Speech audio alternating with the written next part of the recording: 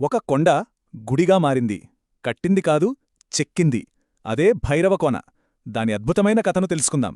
250 చదరపు కిలోమీటర్ల నల్లమల అడవిలో ప్రకృతి ఒడిలో దాగి ఉంది ఈ అద్భుతం.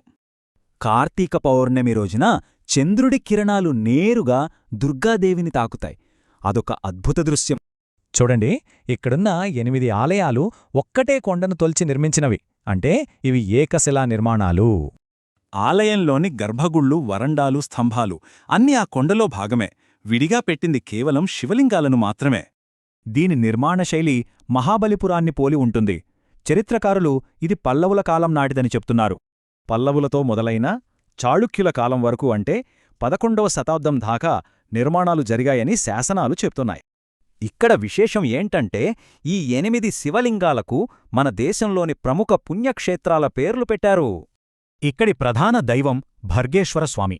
మరి ఈ క్షేత్రానికి పాలకుడు సాక్షాత్తూ భైరవుడే. అందుకే ఈ పేరు.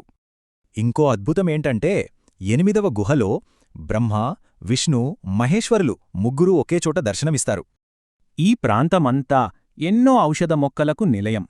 చుట్టూ పవిత్రమైన జలపాతాలు, గుండాలు కూడా ఉన్నాయి. భైరవకోన వెళ్లాలనుకునే భక్తుల కోసం రవాణా, వసతి సౌకర్యాలు కూడా అందుబాటులో ఉన్నాయి.